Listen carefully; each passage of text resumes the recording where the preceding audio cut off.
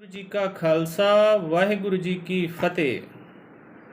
ਗੱਲ ਕਰਾਂਗੇ ਬੂੰਗਿਆਂ ਦੇ ਬਾਰੇ।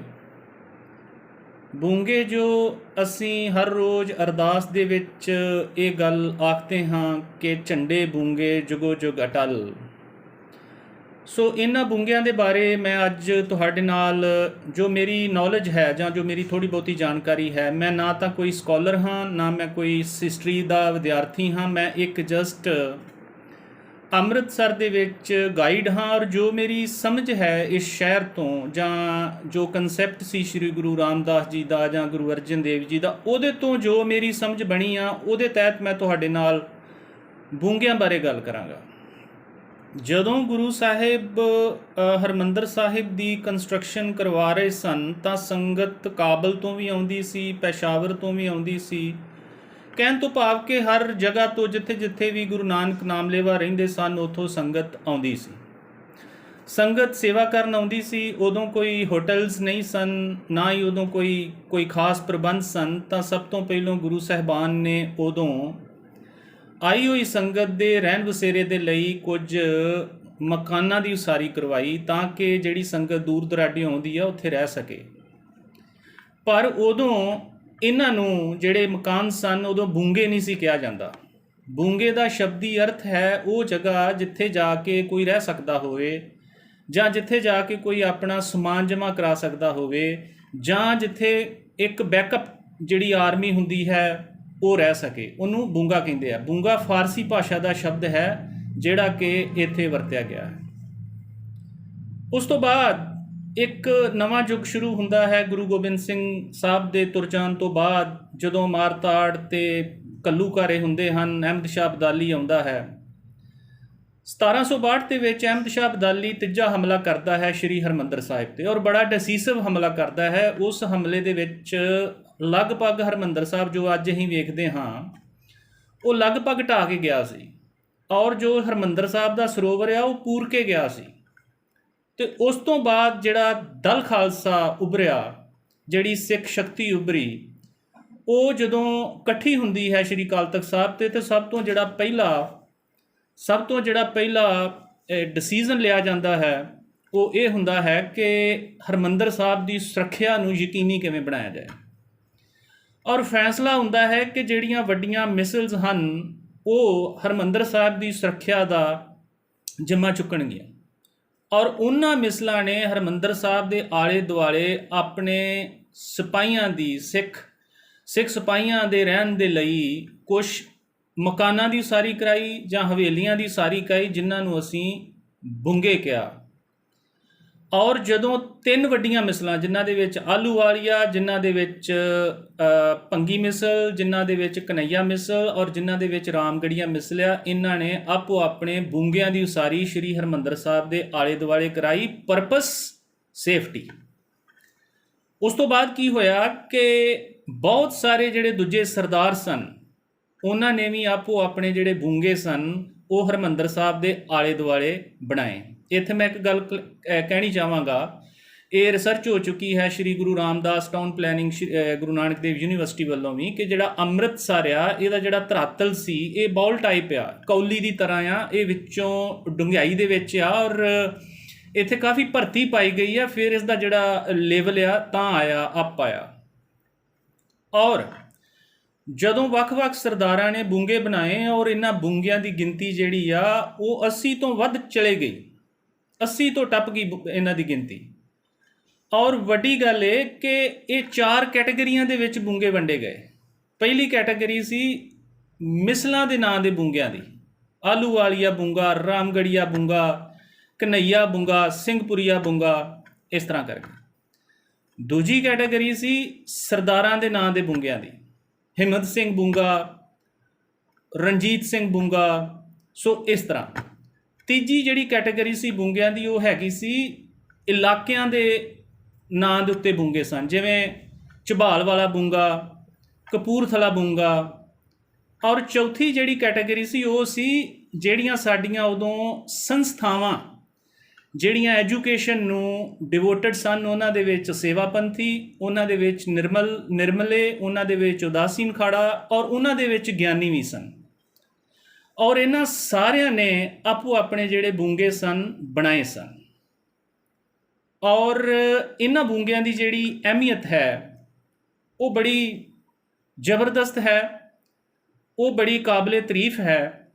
ਪਰ ਅਨਫੋਰਚੂਨੇਟਲੀ ਸਿੱਖਾਂ ਦੇ ਵਿੱਚ ਇਸ ਗੱਲ ਨੂੰ ਗੌਲਿਆ ਹੀ ਨਹੀਂ ਗਿਆ ਕਿ ਬੂੰਗੇ ਕਿਉਂ ਬਣਾਏ ਗਏ ਅਤੇ ਉਹਨਾਂ ਦੀ ਸਾਡੇ ਸਿੱਖ ਸਮਾਜ ਨੂੰ, ਸਿੱਖ ਚਿੰਤਨ ਨੂੰ ਕੀ ਉਹਨਾਂ ਦੀ ਦੇਣ ਸੀ ਜਾਂ ਕੀ ਕੰਟਰੀਬਿਊਸ਼ਨ ਸੀ।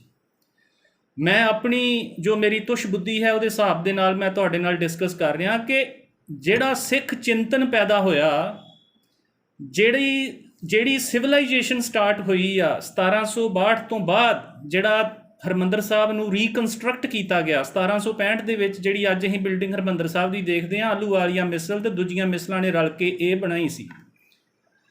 ਜਿਹੜਾ ਨਵਾਂ ਸਿੱਖ ਸਮਾਜ ਉਸਰਦਾ ਆ ਉਹ ਉਹਨਾਂ ਬੂੰਗਿਆਂ ਦੇ ਵਿੱਚ ਉਸਰਿਆ ਆ, ਔਰ ਉਹ ਬੂੰਗੇ ਹਾਇਰ ਐਜੂਕੇਸ਼ਨ ਦੇ ਇੱਕ ਕਾਬਲੇ ਤਾਰੀਫ ਅਤੇ ਉਮਦਾ ਕਿਸਮ ਦੇ ਇੰਸਟੀਚਿਊਟ ਜਿਹੜੇ ਆ ਹੋ ਨਿਬੜੇ ਸਨ। ਉਹਨਾਂ ਬੂੰਗਿਆਂ ਦੇ ਵਿੱਚ ਸੰਸਕ੍ਰਿਤ ਪੜ੍ਹਾਈ ਗਈ, ਉਹਨਾਂ ਬੂੰਗਿਆਂ ਦੇ ਵਿੱਚ ਕੈਲੀਗ੍ਰਾਫੀ ਪੜ੍ਹਾਈ ਗਈ, ਉਹਨਾਂ ਬੂੰਗਿਆਂ ਦੇ ਵਿੱਚ ਜਿਹੜੀ ਸਿੱਖ ਹਾਇਰ ਸਟੱਡੀ ਸੀ ਉਹ ਕਰਵਾਈ ਗਈ। ਕਪੂਰਥਲਾ ਬੂੰਗਾ ਜਿਹੜਾ ਸੀ ਉਹਦੇ ਵਿੱਚ ਜਿਹੜਾ ਸਿੱਖ ਚਿੰਤਨ ਸੀ ਉਹ ਹੁੰਦਾ ਸੀ। ਉੱਥੇ ਗੁਰਬਾਣੀ ਦੇ ਟੀਕੇ, ਇੰਡੀਅਨ ਫਿਲਾਸਫੀ ਜਾਂ ਹੋਰ ਵੀ ਜਿਹੜੇ ਰਿਲੀਜੀਅਸ ਫਿਲਾਸਫੀ ਦੀਆਂ ਜਿਹੜੀਆਂ ਬੁੱਕਸ ਸਨ ਉਹ ਲਿਖੀਆਂ ਗਈਆਂ, ਲਿਖਵਾਈਆਂ ਗਈਆਂ। ਇਸ ਤੋਂ ਇਲਾਵਾ ਇਹਨਾਂ ਬੂੰਗਿਆਂ ਦੇ ਵਿੱਚ ਟੌਪ ਦੇ ਰਾਗੀ ਪੈਦਾ ਹੋਏ। ਜਿਹੜਾ ਆਹਲੂਵਾਲੀਆ ਬੂੰਗਾ ਸੀ ਉਹਦੇ ਵਿੱਚ 100% ਕੰਪਲੀਟ ਉਹ ਇੱਕ ਮਿਊਜ਼ਿਕ ਨੂੰ ਡਿਵੋਟ ਕੀਤਾ ਗਿਆ ਬੂੰਗਾ ਸੀ, ਜਿਹਦੇ ਵਿੱਚੋਂ ਟੌਪ ਦੇ ਰਾਗੀ ਪੈਦਾ ਹੋਏ। ਉਹਨਾਂ ਦੇ ਵਿੱਚ ਰਾਗੀ ਚੜ੍ਹਤ ਸਿੰਘ ਜਿਹੜੇ ਰਾਗੀ ਨੇ ਉਹ ਜਾਣਦੇ ਹੋਣਗੇ, ਮਹਾਰਾਜਾ ਰਣਜੀਤ ਸਿੰਘ ਦੇ ਸਮੇਂ ਦੀਆਂ ਗੱਲਾਂ ਨੇ। ਔਰ ਇਸ ਤੋਂ ਇਲਾਵਾ ਜਿਹੜੇ ਉਦਾਸੀਨ ਵਾਲੇ ਸਨ ਉਹ ਆਪਣੇ ਤਰੀਕੇ ਦੇ ਨਾਲ ਜਿਹੜਾ ਐਜੂਕੇਸ਼ਨ ਨੂੰ ਪ੍ਰਮੋਟ ਕਰ ਰਹੇ ਸਨ। ਸੋ ਜਿਹੜੇ ਇਹ ਬੂੰਗੇ ਨੇ ਇਹ ਕੋਈ ਐਵੇਂ ਗੱਲ ਨਹੀਂ ਸੀ, ਇਹਨਾਂ ਦੇ ਵਿੱਚ ਇੱਕ ਬਹੁਤ ਵੱਡਾ ਚਿੰਤਨ ਪੈਦਾ ਹੋਇਆ। ਔਰ ਤੁਸੀਂ ਹੈਰਾਨ ਹੋਵੋਗੇ ਕਿ ਕਵੀ ਸੰਤੋਖ ਸਿੰਘ ਵੀ ਇਹਨਾਂ ਬੂੰਗਿਆਂ ਦੀ ਦੇਣ ਸੀ, ਔਰ ਉਹ ਗਿਆਨੀ ਬੂੰਗੇ ਦੇ ਵਿੱਚ ਉਹਨਾਂ ਨੇ ਐਜੂਕੇਸ਼ਨ ਲਈ ਸੀ। ਇਸ ਤੋਂ ਇਲਾਵਾ ਇੱਕ ਕਵੀ ਬੁੱਧ ਸਿੰਘ ਹੋਏ ਨੇ ਮਹਾਰਾਜਾ ਰਣਜੀਤ ਸਿੰਘ ਦੇ ਸਮੇਂ, ਉਹ ਇਹਨਾਂ ਬੂੰਗਿਆਂ ਦੀ ਦੇਣ ਸਨ। ਔਰ ਕੁੱਲ ਮਿਲਾ ਕੇ ਅਸੀਂ ਕਹਿ ਸਕਦੇ ਹਾਂ ਕਿ ਜਿਹੜਾ ਸਿੱਖਾਂ ਦੇ ਵਿੱਚ ਜਿਹੜੀ ਐਜੂਕੇਸ਼ਨ ਆਈ ਉਹ ਇਹਨਾਂ ਬੂੰਗਿਆਂ ਦੀ ਬਦੌਲਤ ਆਈ। ਜਿਹੜੀ ਮੋਨੈਸਟਿਕ ਲਾਈਫ ਸੀ ਉਹ ਇਹਨਾਂ ਬੂੰਗਿਆਂ ਦੇ ਕਰਕੇ ਜਿਹੜੇ ਸਾਡੇ ਸਕਾਲਰ ਪੈਦਾ ਹੋਏ ਜਾਂ ਜਿਹੜੇ ਕੋ ਸਾਡੇ ਕੋਲ ਸਟੀਕਸ ਆਈਆਂ ਜਾਂ ਐਕਸਪਲੇਨੇਸ਼ਨਸ ਆਈਆਂ, ਉਹ ਸਾਰੀਆਂ ਇਹਨਾਂ ਬੂੰਗਿਆਂ ਦੇ ਵਿੱਚੋਂ ਹੀ ਨਿਕਲੀਆਂ। ਸਮਾਂ ਬੀਤਦਾ ਗਿਆ, ਅੰਗਰੇਜ਼ ਆ ਗਏ, ਹਰਿਮੰਦਰ ਸਾਹਿਬ ਉਹਨਾਂ ਦੇ ਹੱਥਾਂ 'ਚ ਚਲਾ ਗਿਆ। ਕੁਛ ਝੋਲੀ ਚੁੱਕ ਟਾਈਪ ਜਿਹੜੇ ਲੋਕ ਸਨ ਉਹ ਗੁਰਦੁਆਰਿਆਂ 'ਤੇ ਕਾਬਜ ਹੋਏ। ਉਹਦਾ ਕਰਕੇ ਇਹਨਾਂ ਬੂੰਗਿਆਂ ਦੇ ਵਿੱਚ ਕੁਝ ਅਜਿਹੀਆਂ ਗੱਲਾਂ ਹੋਣ ਡੈ ਪਈਆਂ ਜਿਹੜੀਆਂ ਠੀਕ ਨਹੀਂ ਸਨ। ਹਰ ਬੂੰਗੇ ਦਾ ਇੰਚਾਰਜ ਬੰਗਈ ਸੀ। ਇੱਕ ਘੜਿਆਲ ਵਾਲਾ ਬੂੰਗਾ ਸੀ, ਜਿੱਥੋਂ ਜਦੋਂ ਸੰਗਤ ਹਰਿਮੰਦਰ ਸਾਹਿਬ 'ਚ ਕੰਮ ਕਰ ਰਹੀ ਹੁੰਦੀ ਸੀ ਉਦੋਂ ਉਹਨਾਂ ਨੂੰ ਜਾ ਕੇ ਟਾਈਮ ਦੱਸਿਆ ਜਾਂਦਾ ਸੀ ਘੜਿਆਲ ਵਾਲੇ ਬੂੰਗੇ 'ਚੋਂ। ਸੋ ਇੱਕ ਬੜੀ ਵੱਡੀ ਕੰਟਰੀਬਿਊਸ਼ਨ ਇਹਨਾਂ ਸਾਰਿਆਂ ਬੂੰਗਿਆਂ ਦੀ।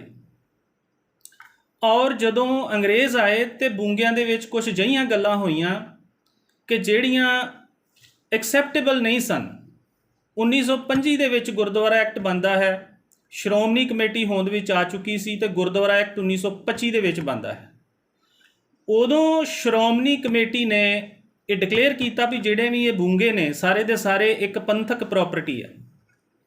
ਉਹ ਕੀ ਹੋਇਆ ਵੀ ਜਿਹੜੇ ਉਹ ਮਾਲਕ ਸਨ ਬੂੰਗਿਆਂ ਦੇ, ਉਹਨਾਂ ਨੇ ਗੁਰਦੁਆਰਾ ਟ੍ਰਿਬਿਊਨਲ ਲਾਹੌਰ ਦੇ ਵਿੱਚ ਜਾ ਕੇ ਮੁਕੱਦਮਾ ਕੀਤਾ ਔਰ ਉਸ ਟ੍ਰਿਬਿਊਨਲ ਨੇ ਫੈਸਲਾ ਮਾਲਕਾਂ ਦੇ ਹੱਕ 'ਚ ਦਿੱਤਾ।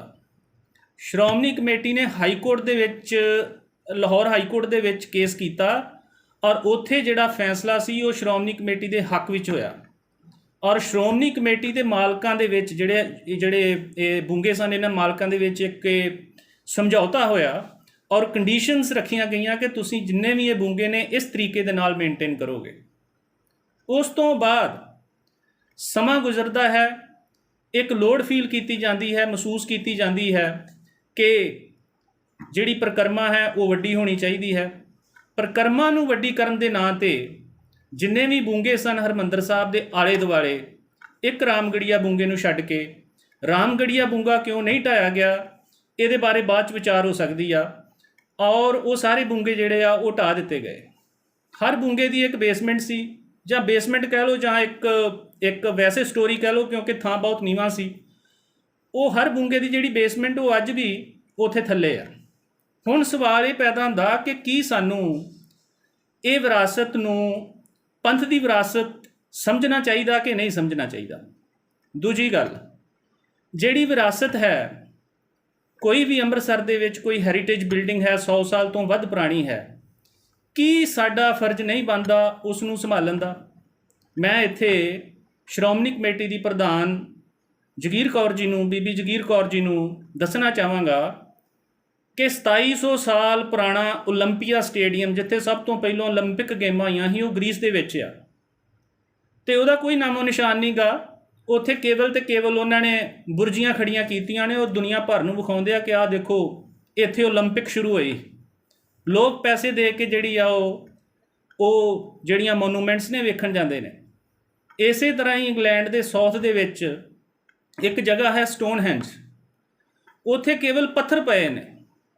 ਉਹ ਪੱਥਰਾਂ ਦੀ ਜਿਹੜੀ ਹਾਈਟ ਆ 20 ਫੁੱਟ ਆ, ਔਰ ਬੜੇ ਬੜੇ ਵੱਡੇ ਪੱਥਰ ਨੇ। ਉਹ ਕਿੰਨੇ ਰੱਖੇ, ਕਦੋਂ ਰੱਖੇ, ਇਹ ਕੋਈ ਪਤਾ ਨਹੀਂ। ਉਹਦੀ ਟਿਕਟ ਲੈ ਕੇ ਇੰਗਲੈਂਡ ਦੀ ਸਰਕਾਰ ਲੋਕਾਂ ਨੂੰ ਵਿਖਾਉਂਦੀ ਹੈ। 1616 ਦੇ ਵਿੱਚ ਸ਼ੈਕਸਪੀਅਰ ਮਰ ਜਾਂਦਾ, ਸਾਡੇ ਗੁਰੂਆਂ ਦਾ ਸਮਕਾਲੀ ਆ। ਉਹਦੇ ਪਿੰਡ ਦਾ ਨਾਂ ਸਟ੍ਰੈਟਫੋਰਡ ਅਪਨ ਅਵਨ, ਇੰਗਲੈਂਡ ਦੇ ਵਿੱਚ। ਉੱਥੇ ਕਿਤੇ ਜਦੋਂ ਤੁਸੀਂ ਜਾਓਗੇ ਤਾਂ ਉੱਥੇ ਸ਼ੈਕਸਪੀਅਰ ਦੀ ਹਰ ਚੀਜ਼, ਉਹਦਾ ਸਪੂਨ, ਚਮਚ, ਉਹਦੀ ਕੰਘੀ, ਕੌਂਬ, ਉਹਦੇ ਪੈਨ, ਉਹਦਾ ਟੇਬਲ, ਉਹਦੀ ਕੁਰਸੀ, ਉਹਦਾ ਬੈੱਡ, ਹਰ ਚੀਜ਼ ਜਿਹੜੀ ਉਹਨਾਂ ਨੇ ਗੋਰਿਆਂ ਨੇ ਬੜੀ ਐਂ ਸਜਾ ਕੇ ਸਵਾਰ ਕੇ ਲਾਈ ਹੋਈ ਹੈ, ਔਰ ਉਹ ਪੈਸੇ ਲੈਂਦੇ ਆ। ਹੈਰੀਟੇਜ ਜਿਹੜਾ ਹੁੰਦਾ ਆ, ਉਹ ਕਿਸੇ ਵੀ ਕੌਮ ਦਾ ਇੱਕ ਸਰਮਾਇਆ ਹੁੰਦਾ। ਹਰ ਕੌਮ ਦੀ ਇੱਕ ਉਹ ਆਈਡੈਂਟੀਟੀ ਹੁੰਦੀ ਹੈ। ਜਦੋਂ ਅਸੀਂ ਕੋਈ ਬਿਲਡਿੰਗ ਪੁਰਾਣੀ ਖ਼ਤਮ ਕਰ ਦਿੰਦੇ ਹਾਂ ਅਤੇ ਅਸੀਂ ਇਤਿਹਾਸ ਖ਼ਤਮ ਕਰ ਦਿੰਦੇ ਹਾਂ। ਇਤਿਹਾਸ ਖ਼ਤਮ ਕਰਨ ਦਾ ਮਤਲਬ ਇਹ ਕਿ ਅਸੀਂ ਆਪਣਾ ਆਪ ਹੀ ਖ਼ਤਮ ਕਰ ਲਿਆ। ਔਰ ਬਦਕਿਸਮਤੀ ਸਾਡੀ ਇਹ ਆ ਕਿ ਐਡਾ ਵੱਡਾ ਇਤਿਹਾਸ, ਅਜੇ ਕੱਲ੍ਹ ਦੀਆਂ ਗੱਲਾਂ ਨੇ ਮਹਾਰਾਜਾ ਰਣਜੀਤ ਸਿੰਘ ਦਾ। ਮੈਨੂੰ ਅੱਜ ਉਹਦੀ ਕੋਈ ਪਰਸਨਲ ਚੀਜ਼ ਮਹਾਰਾਜਾ ਰਣਜੀਤ ਸਿੰਘ ਦੀ ਕੱਢ ਕੇ ਵਿਖਾਓ, ਅਸੀਂ ਸਾਂਭਿਆ ਹੀ ਨਹੀਂ। ਸੋ ਮੇਰੀ ਰਿਕੁਐਸਟ ਆ ਗਵਰਨਮੈਂਟ ਆਫ ਪੰਜਾਬ ਨੂੰ, ਸ਼੍ਰੋਮਣੀ ਕਮੇਟੀ ਨੂੰ, ਪਿੱਛੇ ਜੋ ਹੋਇਆ ਸੋ ਹੋ ਗਿਆ। ਤੁਹਾਡੇ ਕੋਲੋਂ ਅਣਗਹਿਲੀ ਹੋਈ ਜਾਂ ਤੁਹਾਡੇ ਕੋਲੋਂ ਸੁੱਤੇ ਸਿੱਧ ਹੋ ਗਿਆ, ਤੁਹਾਨੂੰ ਪਤਾ ਨਹੀਂ ਲੱਗਾ, ਉਹ 'ਤੇ ਆਪਾਂ ਨਹੀਂ ਗੌਲਦੇ, ਕਿਉਂਕਿ ਉਦੋਂ ਸਿਚੁਏਸ਼ਨਸ ਇਹੋ ਜਿਹੀਆਂ ਹੁੰਦੀਆਂ ਕਿ ਉਦੋਂ ਪੁਰਾਣੀਆਂ ਚੀਜ਼ਾਂ ਇੰਝ ਲੱਗਦਾ ਕਿ ਜਿਵੇਂ ਫਜ਼ੂਲ ਨੇ। ਬਟ ਜਿਉਂ-ਜਿਉਂ ਮਨੁੱਖ ਦੀ ਚੇਤਨਾ ਡਿਵੈਲਪ ਕਰਦੀ ਆ ਤਾਂ ਫਿਰ ਉਹਨੂੰ ਪਤਾ ਲੱਗਦਾ ਕਿ ਵਿਰਾਸਤ ਕੀ ਹੁੰਦੀ ਆ ਔਰ ਜੜ੍ਹਾਂ ਕੀ ਹੁੰਦੀਆਂ ਨੇ। ਔਰ ਮੈਂ ਇਹ ਗੱਲ ਕਹਿਣੀ ਚਾਹੁੰਦਾ ਕਿ ਇਹ ਜਿਹੜੀ ਬੇਸਮੈਂਟ ਨਿਕਲੀ ਹੈ ਥੱਲਿਓਂ, ਇਹ ਪੰਥ ਦਾ ਹੀ ਹਿੱਸਾ ਹੈ, ਪੰਥ ਦੀ ਪ੍ਰੋਪਰਟੀ ਹੈ, 250 ਸਾਲ ਤੋਂ ਉੱਪਰ ਹੈ, ਬਿਲਕੁਲ ਵਿਰਾਸਤੀ ਸਟਰਕਚਰ ਹੈ। ਔਰ ਮੇਰੀ ਰਿਕੁਐਸਟ ਹੈ ਤੁਹਾਨੂੰ ਹੱਥ ਜੋੜ ਕੇ, ਤੁਸੀਂ ਜਿੰਨੇ ਮਰਜ਼ੀ ਜੋੜੇ ਘਰ ਬਣਾਓ, ਜਿੰਨੇ ਮਰਜ਼ੀ ਤੁਸੀਂ ਨਵੀਆਂ ਬਿਲਡਿੰਗਸ, ਮਾਰਬਲ ਲਾਓ, ਜੋ ਮਰਜ਼ੀ ਕਰੋ, ਉਹ ਕੋਈ ਗੱਲ ਨਹੀਂ। ਪਰ ਜਦੋਂ ਇਹੋ ਜਿਹੀਆਂ ਕੁਛ ਚੀਜ਼ਾਂ ਨਿਕਲਦੀਆਂ ਨੇ ਵਿਰਾਸਤੀ, ਇਹਨਾਂ ਨੂੰ ਸੰਭਾਲੋ। 200 ਸਾਲ ਬਾਅਦ, 300 ਸਾਲ ਬਾਅਦ ਜਿਹੜੀਆਂ ਸਾਡੀਆਂ ਜਨਰੇਸ਼ਨਾਂ ਦੀਆਂ ਜਨਰੇਸ਼ਨਾਂ ਆਉਣਗੀਆਂ, ਉਹ ਫਿਰ ਕੀ, ਉਹਨਾਂ ਕੋਲ ਕੀ ਹੋਏਗਾ ਦੱਸਣ ਲਈ ਦੁਨੀਆ ਕੋ? ਇਹ ਸਾਡੇ ਸੋਚਣ ਦਾ ਸਬੱਬ ਹੈ। ਮੈਂ ਸਾਰਿਆਂ ਨੂੰ ਬੇਨਤੀ ਕਰਨਾ ਚਾਹੁੰਦਾ, ਨਾ ਧਰਤੀ 'ਤੇ ਤੁਸੀਂ ਰਹਿਣਾ ਹੈ, ਨਾ ਅਸੀਂ ਰਹਿਣਾ ਹੈ। ਧਰਤੀ 'ਤੇ ਕਿੰਨੇ ਰਹਿਣਾ ਹੈ? ਸਾਡੇ ਸੱਭਿਆਚਾਰ ਨੇ। ਧਰਤੀ 'ਤੇ ਰਹਿਣਾ ਹੈ ਸਾਡੀ ਵਿਰਾਸਤ ਨੇ। ਧਰਤੀ 'ਤੇ ਰਹਿਣਾ ਹੈ ਸਾਡੇ ਸੱਚ ਨੇ, ਸਾਡੀ ਵਿਚਾਰਧਾਰਾ ਨੇ। ਸੋ ਇਸ ਕਰਕੇ ਆਓ ਸਾਰੇ ਜਣੇ ਰਲ ਕੇ ਜਿੰਨੀ ਵੀ ਅੰਮ੍ਰਿਤਸਰ ਦੇ ਵਿੱਚ ਵਿਰਾਸਤ ਹੈ, ਇਹਨੂੰ ਬਚਾਉਣ ਦੀ ਕੋਸ਼ਿਸ਼ ਕਰੀਏ, ਤਾਂ ਕਿ ਲੋਕਾਂ ਨੂੰ ਅਸੀਂ ਦੱਸ ਸਕੀਏ ਕਿ ਸਾਡੀ ਐਕਚੁਅਲੀ ਵਿਰਾਸਤ ਕੀ ਹੈ। ਅੰਮ੍ਰਿਤਸਰ ਕੇਵਲ ਸ਼ਹਿਰ ਨਹੀਂ ਹੈ, ਇੱਕ ਸਰੋਵਰ ਨਹੀਂ ਹੈ, ਇੱਕ ਕਨਸੈਪਟ ਹੈ। 4 ਦਰਵਾਜ਼ੇ 4 ਦਿਸ਼ਾਵਾਂ ਨੂੰ ਖੋਲ੍ਹਦੇ ਹਨ ਕਿ ਚਾਰੇ ਪਾਸੇ ਧਿਆਨ ਰੱਖ, ਚਾਰੇ ਪਾਸੇ ਸੁਣ ਕੀ ਹੋ ਰਿਹਾ ਹੈ, ਔਰ ਨਿਮਰਤਾ 'ਚ ਰਹਿ। ਜਿਹੜਾ ਉੱਤੇ ਗੁੰਬਦ ਟਿਕਾ ਦਿੱਤਾ, ਇਨਵਰਟਡ ਲੋਟਸ ਫਲਾਵਰ ਨੂੰ, ਕਮਲ ਦੇ ਫੁੱਲ ਨੂੰ ਪੁੱਠਿਆਂ ਕਰ ਦਿੱਤਾ, ਇਹਦਾ ਮਤਲਬ ਇਹੋ ਹੀ ਆ ਕਿ ਸਾਰੀਆਂ ਕੁਆਲਿਟੀਜ਼ ਰੱਖ, ਐਜੂਕੇਟ ਕਰ। ਤੂੰ ਹੈ ਹੀ ਸਿੱਖ, ਤੂੰ ਹੈ ਹੀ ਲਰਨਰ, ਅਤੇ ਬੀ ਏ ਲਰਨਰ। ਸੋ ਜਿਹੜੇ ਬੂੰਗੇ ਨੇ ਉਹ ਸਾਡੇ ਲਰਨਿੰਗ ਸਿਸਟਮ, ਲਰਨਿੰਗ ਜਿਹੜੀ ਸਾਡੀ ਚਿੰਤਨ ਧਾਰਾ ਸੀ, ਉਹਦਾ ਉਹ ਧੁਰਾ ਨੇ, ਉਹਦਾ ਉਹ ਸੋਮਾ ਨੇ। ਸਾਨੂੰ ਉਹਨਾਂ ਨੂੰ ਜੇ ਨਹੀਂ ਅਸੀਂ ਸੰਭਾਲ ਸਕੇ, ਅਤੇ ਜੇ ਕੁਛ ਉਹਨਾਂ ਦੇ ਰਿਲੇਟਡ ਕੁਛ ਨਿਕਲ ਰਿਹਾ, ਤਾਂ ਸਾਨੂੰ ਸਾਰਿਆਂ ਨੂੰ ਸੰਭਾਲਣਾ ਚਾਹੀਦਾ ਹੈ। ਇੱਦਾਂ ਕੁਝ ਕਹਿੰਦਾ ਹੋਇਆ ਮੈਂ ਖਿਮਾ ਦਾ ਜਾਚਕ ਹਾਂ। ਭੁੱਲ ਚੁੱਕ ਦੀ ਮਾਫੀ। ਵਾਹਿਗੁਰੂ ਜੀ ਕਾ ਖਾਲਸਾ, ਵਾਹਿਗੁਰੂ ਜੀ ਕੀ ਫਤਿਹ।